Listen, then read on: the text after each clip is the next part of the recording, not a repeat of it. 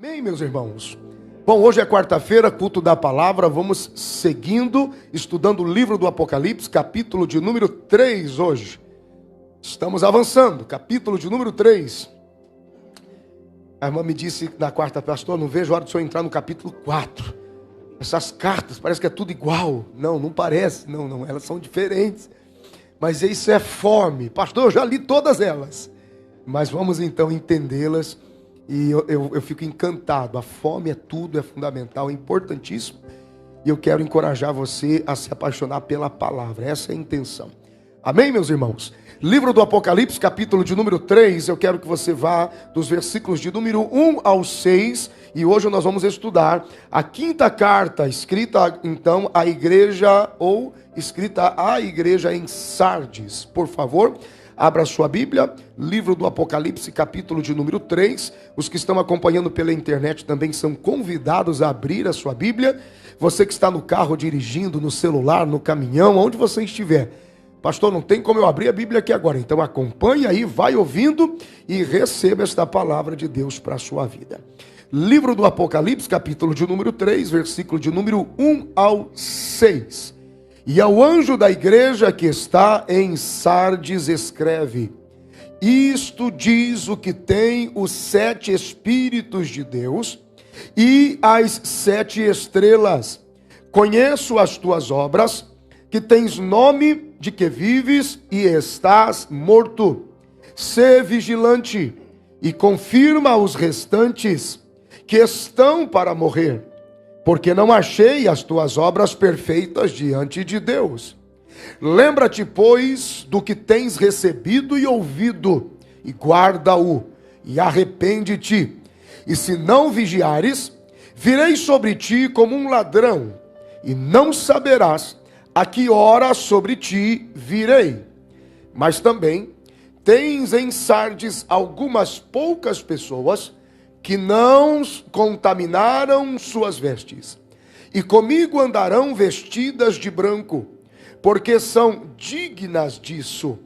O que vencer será vestido de vestes brancas, e de maneira nenhuma arriscarei o seu nome do livro da vida, e confessarei o seu nome diante de meu Pai e diante dos anjos.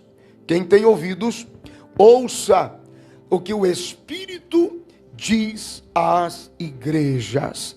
Diga graças a Deus. Bom, nós estamos aprendendo aqui, carta a carta, dentro do que o Senhor deu a João, as instruções para escrever às igrejas. No início de cada uma das cartas, Jesus se apresenta de uma maneira diferente. E ele tem um propósito por se apresentar assim. Aqui no versículo de número 1, a apresentação dele traz de volta os 7 Espíritos de Deus e as 7 estrelas. Ele se apresenta com uma combinação de saudação e memória, dizendo: olha, eu sou aquele que principiou o livro ou as revelações do livro do Apocalipse, aqui em particular. Então ele chama a atenção dizendo: João, diga a Sardes quem eu sou. Nós temos expressões como: lembrem-se, tragam à memória aquilo que vocês ouviram. Então parece que há uma necessidade. Ele vai ficar caindo, Vinícius. Ele vai ficar caindo, infelizmente. Obrigado, querido, mas pode observar aí. Ele traz a memória dizendo: lembre a Sardes quem eu sou. Lembre Sardes quem eu sou. E a lembrança está sobre os Espíritos de Deus, as 7 estrelas. Então ele fala sobre as igrejas e ele fala sobre os ministérios que conduzem essas igrejas.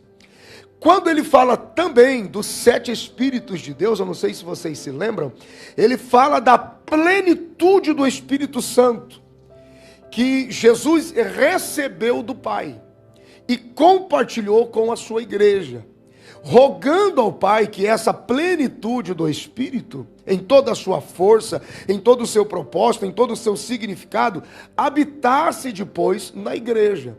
Eu vou rogar ao Pai para que Ele vos envie um outro Consolador, o Espírito Santo. Então Ele vem E essa plenitude do Espírito representa também a autoridade que ele recebeu de Deus.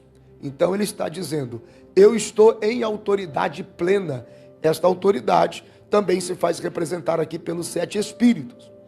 E ainda na expressão as 7 estrelas, da mesma forma que ocorre na carta que ele escreve também a Éfeso, a diferença é que lá em Éfeso os crentes haviam perdido o primeiro amor. E eles caíram das suas chamadas alturas espirituais de experiência com Deus. Eles caem, eles abandonam o primeiro amor. Aqui a igreja de Sardes está espiritualmente numa condição pior, porque ela está em condição de morta. Então veja que isso é muito pior. E o Senhor chama a atenção, ele diz, olha, eu conheço as tuas obras. Você até vende bem a imagem de que está viva, mas na verdade está morta. E por meio deste espírito, destes 7 espíritos, por meio dessa autoridade espiritual, Jesus usa estes 7 espíritos que também apontam para a autoridade que dá a vida. E ele está dizendo, eu estou aqui, vendo as tuas obras, entendendo a sua realidade, entendendo o seu último estado, mas a misericórdia de Deus tem uma expressão ainda além do que a gente pode imaginar. A misericórdia de Deus tem uma expressão sobre a morte. Aleluia. Ele chega e diz, olha que eu conheço, mas eu sou aquele que tem autoridade pelo Espírito de vida. E eu, nessa autoridade, sou o que é capaz de fazer, Sardes, você reviver. Você voltar à vida. Eu sou aquele que tem autoridade e o Espírito está comigo e flui por mim. No capítulo de número 1, se você voltar um pouquinho atrás, no versículo 16 do Apocalipse, ele diz assim, e ele tinha na sua destra 7 estrelas, e da sua boca saía uma espada aguda de 2 fios, e o seu rosto era como o sol, quando na sua força que resplandece. E ele está dizendo, olha, eu sou aquele que envio à minha igreja mensageiros para que proclamem a minha palavra. E através da ferramenta do ministério de cada um, possam gerar vida na minha igreja. Queridos, é isso que nós precisamos responsavelmente ter em mente. Não é só um mero serviço. Abrir a porta, cumprimentar as pessoas na porta, dar bem-vindo, ajustar o som, cuidar da geração de imagem para a internet, pregar, ministrar, tocar, executar um instrumento, adorar ao Senhor. Não é só fazer por fazer. Todas as vezes que nós nos envolvemos como ministros de Deus, cheios do seu Espírito, nós somos parceiros de Deus, para que as pessoas se aproximem de Deus, da melhor forma, o mais rápido, de forma mais acessível. Então, se você recebe no parking, você está acelerando o processo de entrada no prédio. Se você recebe na porta, você facilitou o acesso ao ambiente do santuário. Se você abraça, dá um bem-vindo, embora esse meio pandêmico aí é tudo estranho, mas a gente dá uma escapulida, porque tem hora que não aguenta. Tem que abraçar alguém. E se você permite ser abraçado, você acelera o processo de aconchego, de proteção, de amor e de cuidado. Você diz, aqui eu me sinto amado. Então Deus começa a receber graças. Deus começa a receber. Não importa, nós temos que ter isto em mente. Seja na zeladoria, cuidando do prédio, cantando, pregando, ministrando. Tudo que a gente faz aqui, somos ministros de Deus, cheios do Espírito Santo, que facilitam as pessoas se encontrarem com Deus. Aleluia. Veja como é importante a sua vida aqui. Você entendeu esse momento? Diga graças a Deus. Jesus concede a cada um de nós, por mais singela que seja a nossa participação, se é que se justifique, porque não existe. A gente tem que simplesmente fazer, ou aquilo que está feito é melhor do que perfeito. Esta frase ficou calada em nós ontem num treinamento que nós tivemos com o Ministério de Mídia. O feito é melhor do que perfeito. Então tem gente que é muito enjoado. Não, eu só faço se for assim. Então porque não é assim, nunca faz. Então nunca vai ser perfeito, porque feito é melhor do que perfeito, porque pelo menos você fez e ficou feito. Entende isso? Então vamos fazer. Somos ministros de Deus, o Senhor nos arregimentou, nos deu ferramentas, somos cheios do seu Espírito Santo, e a todos aqueles que se envolvem na proclamação das boas novas, todos aqueles que se envolvem em somar forças com Deus, para favorecer as pessoas a ter o seu encontro com Deus, são portadores de autoridade. E todos aqueles que são portadores de autoridade no serviço de fazer com que as pessoas se encontrem com Deus, a Bíblia diz que são guardados e protegidos por Deus. Você recebe o favor de Deus, a proteção de Deus. Você entende até aqui? Diga graças a Deus, bendito seja o nome do Senhor. A igreja de Sardes, ela era uma igreja aparentemente de boa fama. Contudo, a sua fama tornou-se enganosa. Muito semelhante com Esmirna, por exemplo, que também a sua riqueza foi se tornando enganosa, porque na verdade o que predominava era a pobreza e a miséria. E havia nela, na expectativa de Sardes, nessa questão de fama de quem vive, ela imaginava estar se sustentando de uma memória apenas ritualística. Diferente do processo de Deus que entregou aos pais para que enfrentassem a fúria e resistência nos primeiros anos da igreja, os pais que desbravaram, ficou confiado aos filhos guardar o que os pais desbravaram e adquiriram. E agora Sardes está em falta, e é o próprio Senhor Jesus na carta quem repreende. Ele chama a atenção dizendo: essa impressão, essa performance de vida, de uma igreja viva, e isso, gente, isso é complicado, porque a institucionalização, a aparência do prédio, né, a facilidade do conforto dos ritos, né? Não, nós cumprimos de forma inteligente e bem harmoniosa a liturgia do ambiente da reunião, nossos prédios, nossa aparência. É interessante que isso se atualiza muito fácil. É por isso que o Apocalipse é um livro com palavras de um Deus do que é, porque para cada tempo é atual. Então o Senhor chama a atenção. Quando você pesquisa a estrutura dos prédios de adoração na época de Sardes, era toda cheia de requinte e ritos e materiais de altíssima qualidade. Então eles criavam uma boa impressão. Havia uma aparência de vida e perfeição no prédio, mas havia um sepulcro caiado dentro dela. E quando eu falo sobre a experiência dessa igreja, um Deus que é um Deus de coisas novas e evoluídas, que se enquadram e se encaixam no processo de acessibilidade para cada geração, porque Deus sabe, Ele conhece a cada tempo, a cada geração. Você sabe que quando você lê na Bíblia, quando você encontra mulher na Bíblia, a mulher, ela aponta para a igreja. A mulher, ela representa, entre muitos significados, ela representa a igreja, aquela que dá a geração, a sua herança, a sua memória e o seu nome, aquela que produz, que multiplica, que gera filhos.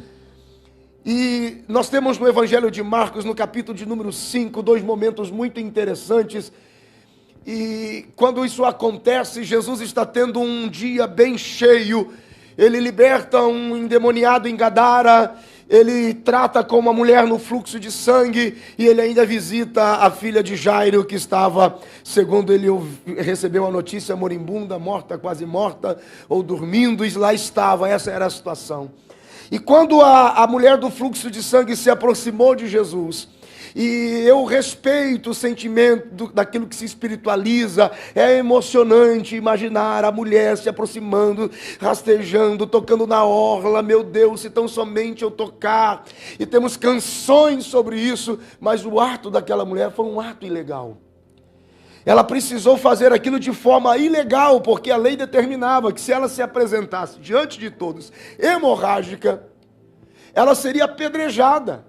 Ela tinha que ser morta. Então ela faz isso de forma ilegal. E ela toca na orla e o Senhor Jesus para. E aqui uma série de coincidências vão surgindo, porque a mulher do fluxo de sangue há 12 anos sofria daquele mal. E coincidentemente, ao mesmo tempo de vida que a filha de Jairo tinha, e estava morrendo, 12 anos. Então nós temos aqui dois ambientes de uma mesma, nós temos duas situações de um mesmo ambiente, ou seja, nós temos uma igreja em dois tempos. De um lado nós temos uma igreja hemorrágica que há muito tempo sangra sem ter geração, sem manifestar vida, sem manifestar significado, sem deixar filhos. Mas vaidosa no seu desespero, que não abre mão da manipulação das coisas sagradas. Então ela precisa a qualquer custo tocar a orla para dizer, eu ainda tenho favor mesmo sem ter história. Isso é muito forte. Jesus para e diz, quem fez isso? Quando ele chama a atenção da mulher, e ele diz assim, filha, quem fez isso? E os discípulos dizem, Senhor, muita gente, todo mundo te toca, como é que a gente vai descobrir? E a Bíblia diz, e ele mesmo saiu para ver quem o tocara. Deixa que eu procuro.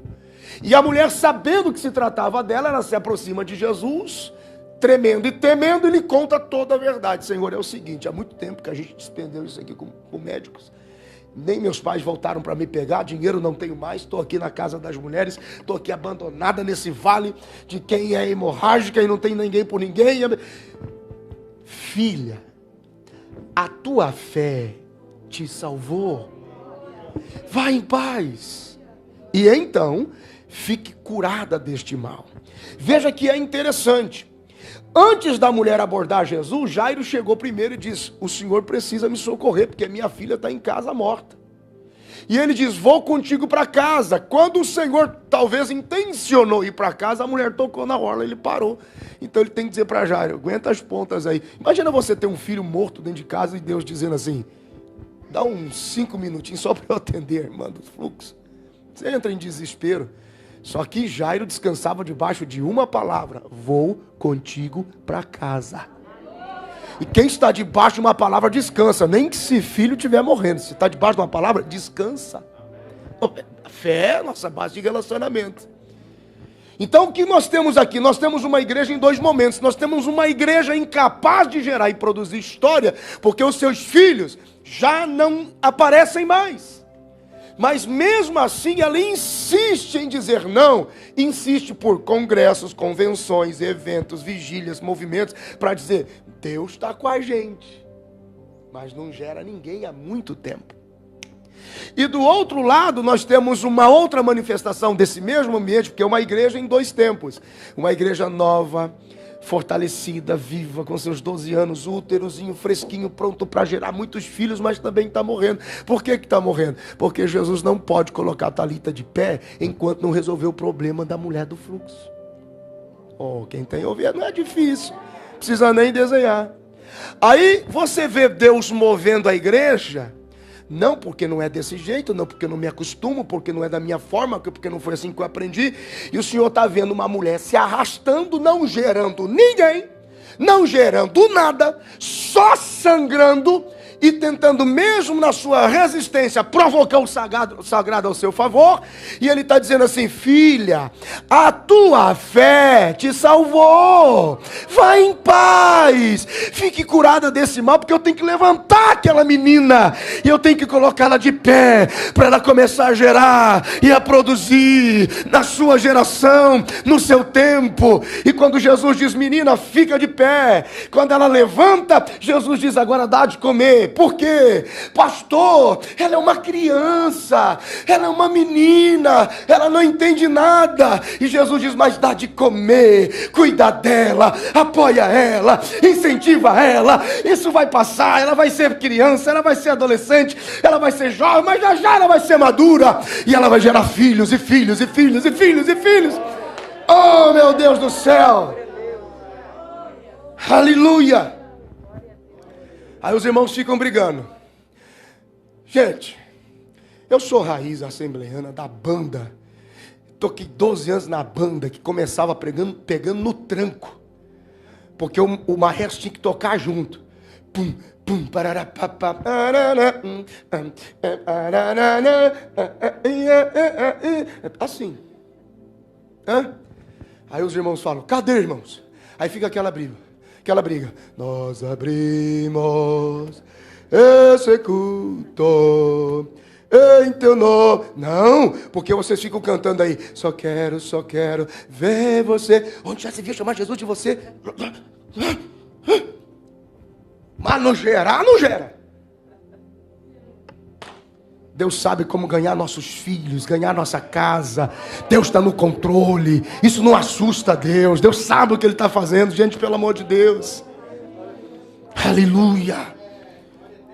Aleluia, aleluia.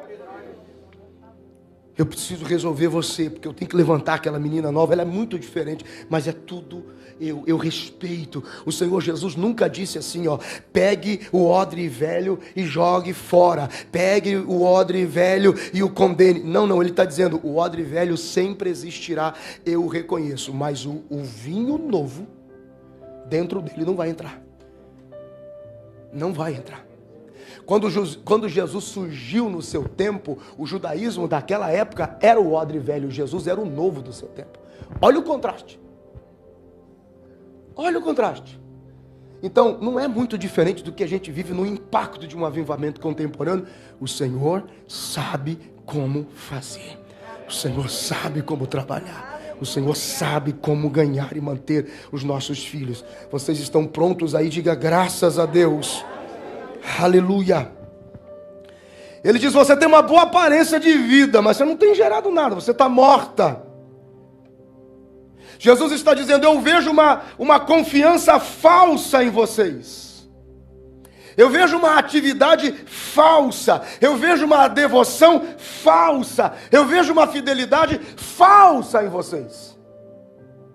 Porque eu os vejo nos ritos do prédio, mas eu não os vejo como igreja em nenhum lugar mais ao longo dos dias. Ele está dizendo, são obras? São, mas não de quem vive, obras de quem morreu. Jesus ele vai se dirigindo aos membros da igreja de Sardes e ele vai dizendo, chamando a responsabilidade pela consciência das obras deles, mas ele diz assim, olha, vocês têm obras? Tem, mas eu sou incapaz de numerá-las diante de Deus. Olha o versículo de número 2, ser vigilante, confirma os restantes que estão para morrer, porque não achei as tuas obras perfeitas diante de Deus. Deus ele não está interessado nas nossas tentativas hesitantes de servi-lo.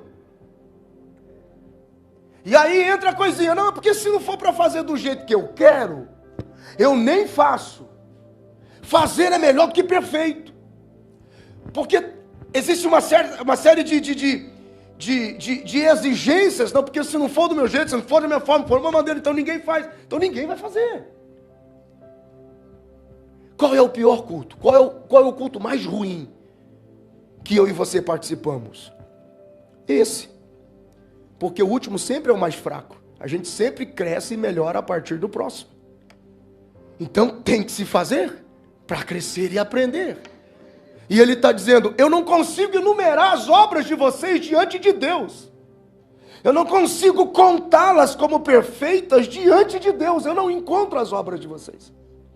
E ele chama a atenção porque havia uma hesitação em servir. Então era uma coisa assim, sem compromisso, sem envolvimento, sem pertencimento. Estava, mas não existia. Percebe? Tem igrejas que estão, mas não existem onde estão. Nunca me lembro de uma ilustração, de uma situação que aconteceu. E um pastor conta que foi pregar numa determinada cidade no interior de um estado, no Brasil. E ele chegou na rodoviária. Ele disse assim, eu preciso ir na igreja Assembleia de Deus. Aí ele falou assim, eu posso falar porque eu sou gerado nela. Ah, tá, vou te levar. Rodou, foi parar na Congregação Cristã do Brasil. Aquele templo branquinho, todo bonitinho, a cerquinha em dia, estacionamento, parque, tudo fechadinho. Então. Não, eu respeito, mas não é bem isso. Chama Assembleia de Deus. Lembra o pessoal da banda? O pessoal gosta de cantar? Gosta. Eu sei onde é que é. Rodou, foi parar na Adventista do Sétimo Dia. Aí ele falou, não, rapaz, é a Assembleia de Deus, um povo exigente, tal, um povo sistemático, tal, um povo do fogo. Pô, só resta uma. Rapaz, foi parar num brejo, de uma igreja sem placa, escrita na mão com S só, um muro meio desbancado. Falou, só sobrou essa.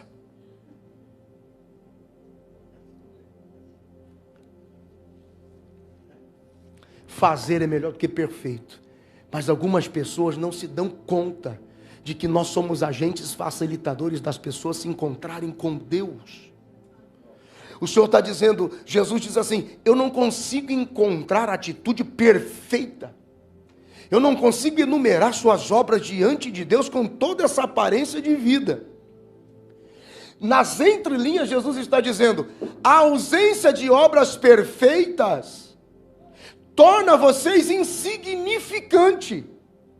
Porque a imperfeição da sua atitude, a hesitação em servir, torna vocês um atraso para o progresso do Evangelho. Percebe? Então a ausência do testemunho, pensar e não deixar um gesto de graça e misericórdia no momento que você precisa dar o seu testemunho e a sua postura de quem conhece Deus. Uma palavra, um conselho à sociedade, a assinatura do cheque, o compromisso, a conexão com a internet, o contrato, o contato, as pessoas. E ele está dizendo assim, eu não consigo enumerar suas obras. Vocês estão atrasando o progresso do Evangelho.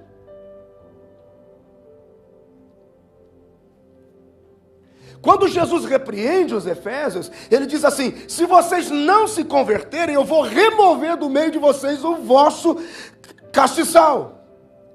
Eu vou impedir de que vocês continuem sendo igreja. E quando Jesus chama a atenção de Sardes, ele está dizendo, eu vou impedir. Eu não vou permitir que vocês continuem sendo igreja, com aparência de vida, com aspecto de fama, mas que estão mortos, e eu procuro nas obras de vocês que até que são interessantes, mas não consigo encontrar nenhuma para apresentá-las diante de Deus. Essa repreensão é dura nos 2 primeiros versículos, mas antes Jesus se apresenta com os 7 espíritos, porque ele está dizendo, eu sou aquele que trago autoridade e vida, então eu espero de vocês arrependimento. Porque a atitude do arrependimento muda tudo. Vamos somar o versículo 2 com o versículo 3. Ser vigilante, confirma os restantes, que estão para morrer, porque não achei as tuas obras perfeitas diante de Deus. Aí ele traz a memória, lembra-te, pois do que tens recebido e ouvido. Essa expressão lembra-te está dizendo, busca na sua memória, porque eu acredito que faz aproximadamente mais de 40 anos que você me esqueceu. É o intervalo de quando se plantou a igreja em Sardes até o tempo em que o Apocalipse foi processado, o tempo de João. Quer dizer, aponta para a durabilidade de uma geração se ela for responsável. 40, 45, 50 anos. Se a transferência não for responsável, vai se perder. Ele está dizendo, lembram, deve ter alguma coisa aí. Lembra-te, pois de que tens recebido e ouvido, guarda e arrepende-te. Então o Senhor está dizendo, olha, não tenho visto. As obras, aparência, mas está morta. Apresentar diante de Deus, nada. De repente, aquele choque. No versículo 3, mas se você se arrepender e voltar a se lembrar do que você ouviu, do que você recebeu, aí Jesus aponta de novo, ele mostra toda a esperança maior da igreja, nosso anelo, nossa esperança, a volta. Se você guardar e se arrepender, porque senão, não houver vigilância, virei sobre ti como um ladrão, e não saberás a que hora sobre ti virei.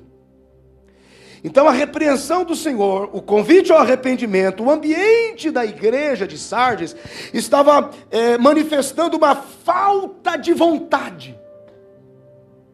Uma falta de vontade, havia um desânimo, havia uma dúvida da graça de Deus efetiva. O arrependimento era necessário para trazer a mudança de volta. Porque o Senhor está dizendo, você está comprometendo o seu futuro comigo. O que Jesus está dizendo? Vocês pararam de viver para a missão que eu chamei vocês. Vocês se esqueceram porque vocês se tornaram igreja. Vocês se esqueceram porque que eu salvei vocês. Vocês se esqueceram porque que eu os trouxe. Por que eu os congreguei, Sardes? Arrependa-te porque eu estou voltando. Você se esqueceu porque que você foi tão amada. Você se esqueceu, Sardes, porque que você foi redimida. Você se esqueceu porque que você foi criada, porque que você foi gerada. Pode ser, quem sabe, a motivação destas palavras de Jesus para João não tenha força nos versículos 5 e 6 do capítulo 1. Livro do Apocalipse, capítulo 1, versículos 5 e 6.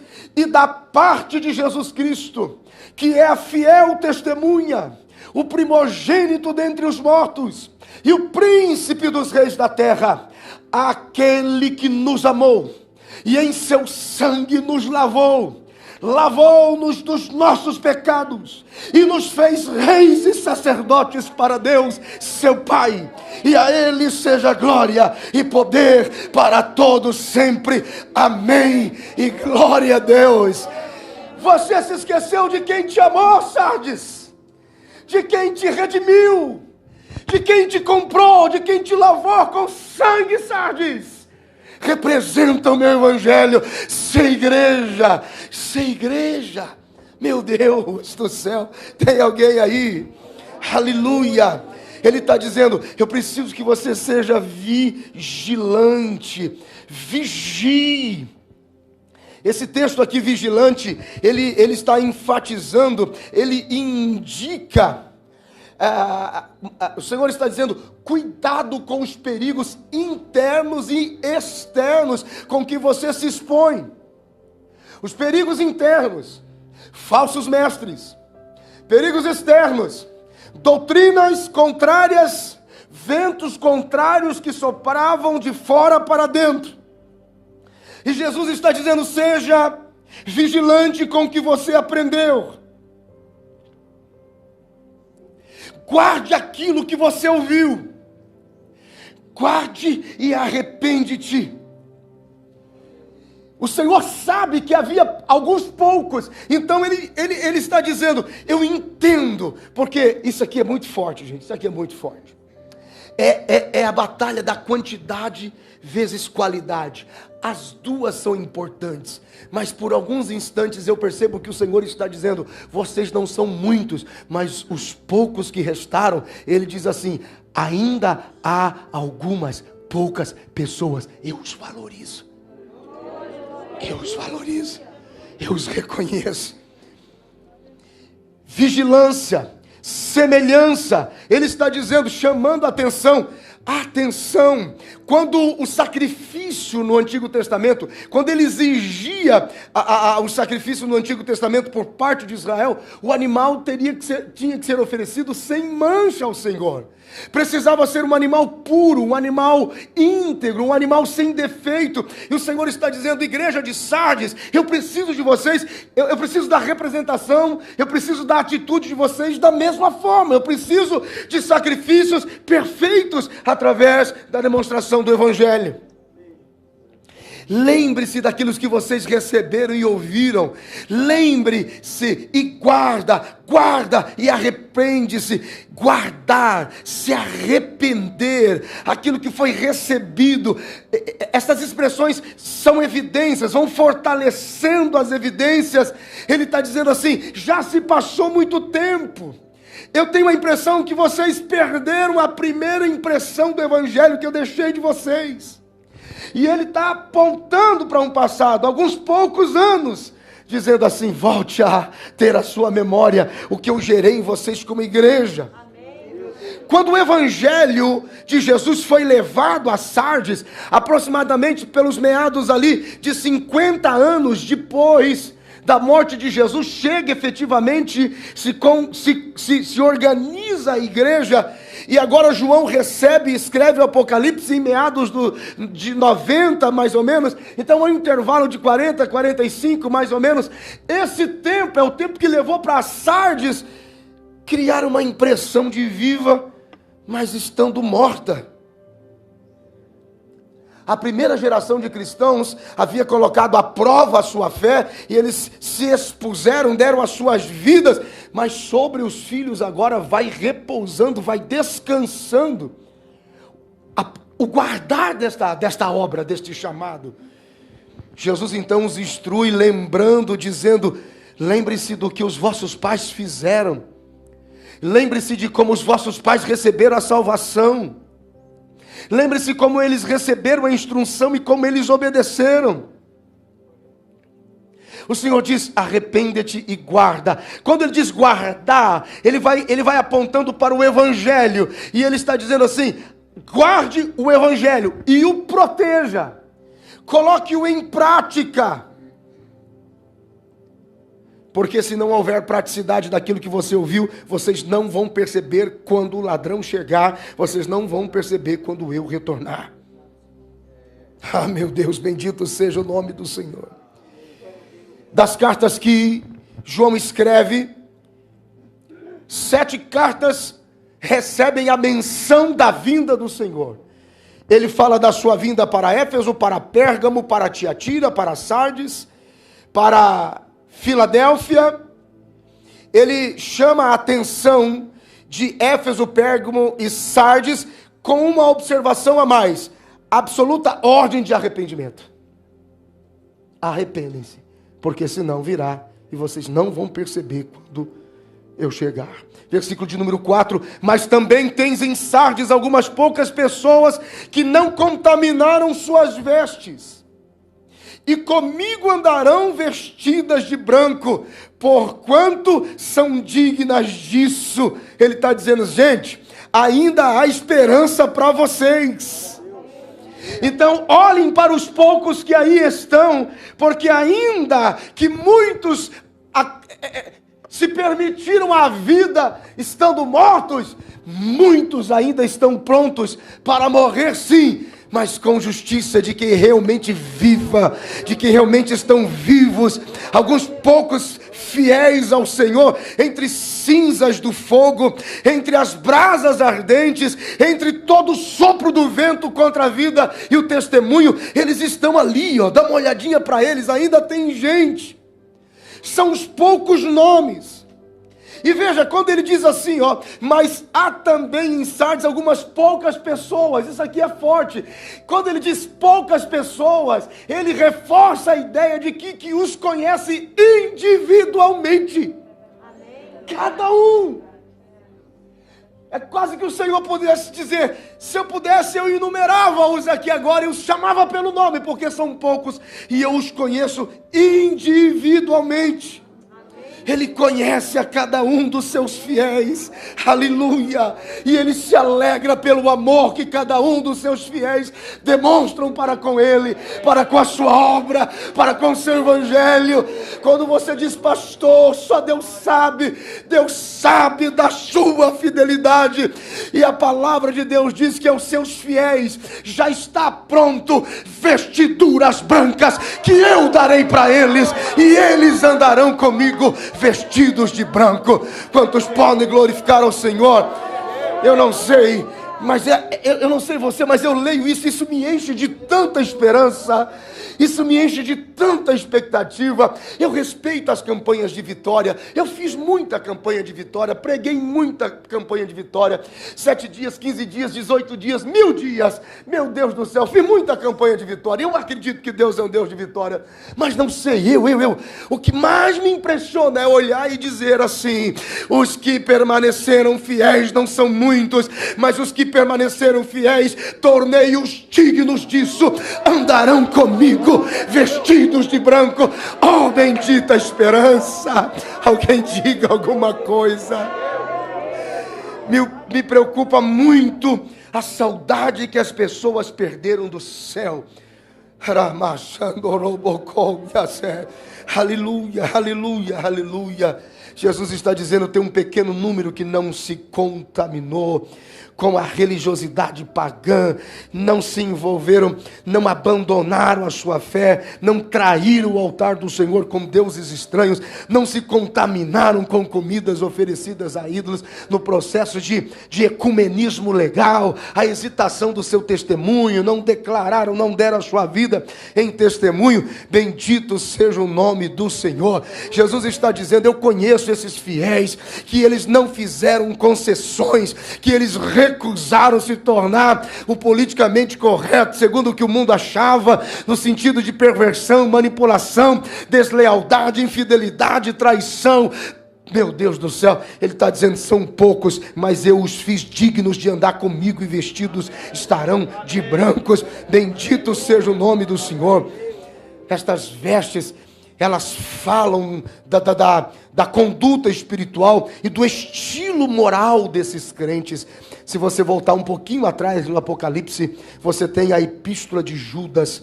Bendito seja o nome do Senhor. A epístola universal de Judas.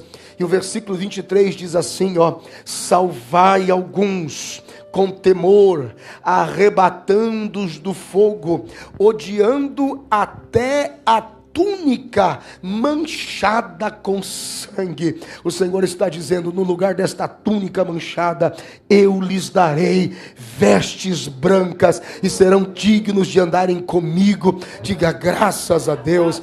Essa expressão digno, o termo digno de andarem comigo, é a última linha do versículo de número 4. Aqui ele tem uma ideia que procede do entendimento, do pensamento comercial, porque era assim que a teologia judaica entendia essa expressão, que fala do mérito em particular. Então o Senhor está dizendo: é semelhante àquele que realmente merece, e também àquele que fez sem saber que estava fazendo bem e de forma imerecida teve direito. Então Ele está dizendo: é muito melhor do que isso, é graça de Deus para aqueles que eu vou vestir com vestes brancas. Bendito seja o nome do Senhor. É graça sobre graça. A Bíblia diz no Evangelho de João, se você puder abrir um pouquinho, Evangelho de Jesus Cristo conforme escreveu João, no capítulo de número 1, e no versículo de número 16, diz assim: e todos nós recebemos também da sua plenitude graça por graça liberada sobre nós. Diga graças a Deus por isso. Aleluia. Não adianta, é tudo por graça, e a Ele seja a glória para sempre. Bendito seja o nome do Senhor. Versículo de número 5: e o que vencer será vestido de vestes brancas, e de maneira nenhuma arriscarei o seu nome do livro da vida, e confessarei o seu nome diante do meu Pai e diante diante dos anjos. Bendito seja o nome do Senhor. No momento do julgamento da igreja, no rapto da igreja, quando a igreja dos vencedores passar pelo processo do julgamento da igreja, que não é um julgamento condenatório, mas para a distribuição dos galardões por todos aqueles que venceram e levam consigo o testemunho e o fruto das suas obras, eles estarão diante do Senhor. Então ali se estabelecerá, neste processo de julgamento, um novo capítulo da fidelidade de Deus para com os seus filhos, para com a igreja dos vencedores. É uma expressão de fidelidade renovada. O Senhor está dizendo: aqueles que, membros da igreja dos vencedores, eu estou renovando o meu pacto de fidelidade com vocês, e ao que vencer será vestido. Essa expressão será significa será, porque já está confeccionado, já está feito, já está preparado e já está à espera dos vencedores que aqui virão. Quem está entendendo esta palavra, diga graças a Deus. Bendito seja o nome do Senhor.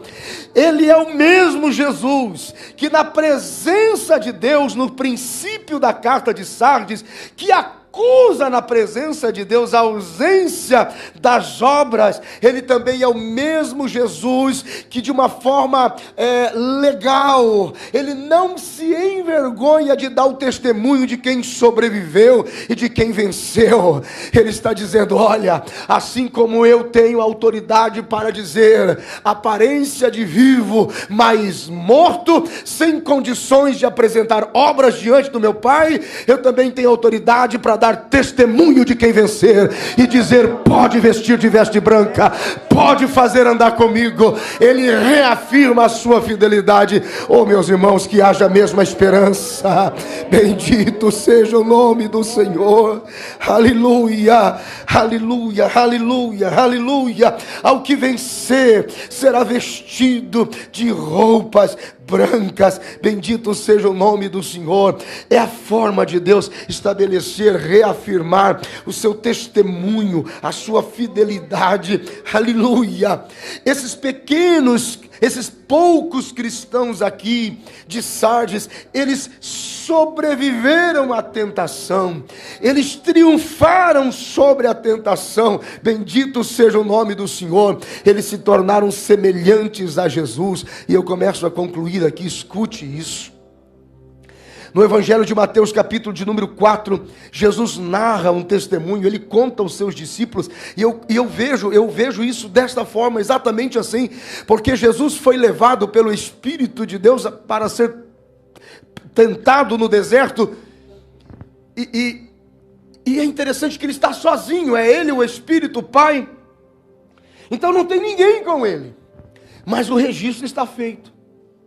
Eu quero acreditar que, como um líder de excelência que Jesus era, em algum momento ele se reuniu com os seus discípulos e começa a dizer: deixa eu lhes contar como eu fui tentado pelo diabo. Deixa-me lhes contar como fui tentado por Satanás. E a versão de Marcos diz que todos os dias, ele não foi tentado uma vez só. Ele não foi tentado só no final dos dias, nos últimos instantes, não. Todos os dias.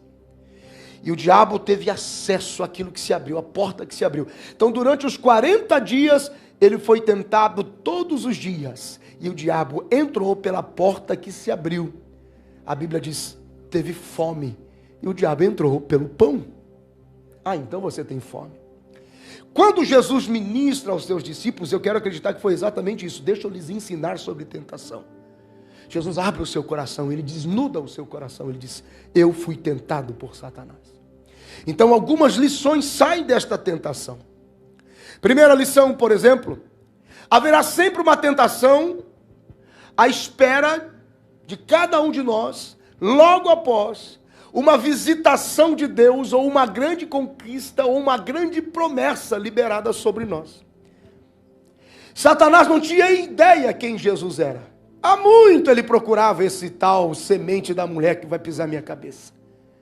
Quando ele vê Jesus sendo conduzido ao deserto, e aquela exposição, mesmo depois saindo do batismo, cheio do Espírito Santo, aquilo chamou a atenção de Satanás. Não, Deus não pode colocar uma carga tão grande sobre alguém que ele não espera muita coisa. Geralmente quando você recebe uma promessa, uma chamada, um favor, uma porta aberta, uma oportunidade, você ficará exposto a um ambiente de tentação. Por quê? Porque é o teste de qualidade de Deus. É a carga que é colocada sobre você. Então ele diz assim, esse aí aguenta mais de 10 desertos. Porque esse aí ele passou. Isso é o processo da prova de qualidade de Deus. Segundo, por que Jesus expõe a sua tentação? Porque ninguém está livre de tentação. Nem o Filho de Deus. Ninguém está livre de tentação. Pode acontecer com qualquer um. Terceiro, o diabo identifica a tentação pela dimensão da promessa que você conduz, que você carrega. Quarto, a tentação não dura muito tempo. Só que ela não acaba nunca. Jesus está olhando para a igreja de Sardes e está dizendo, você venceu sobre as tentações. Você venceu sobre as tentações. Porque ser tentado não é o pecado. Pecado é você ceder à tentação. E aí então está a prática do pecado. E ele está dizendo, escuta aqui, ó. Só tem direito ao vestido branco. Só tem direito a andar comigo. Só tem direito a essa dignidade. Porque venceu a tentação. Vestes brancas são roupas de vencedores. As roupas são os atos de justiça dos santos de Deus.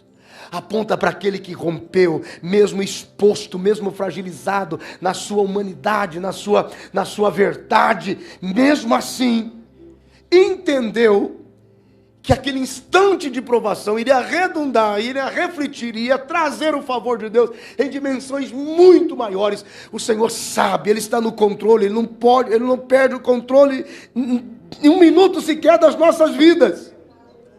E Ele está dizendo, eu não vou apagar o seu nome do meu livro.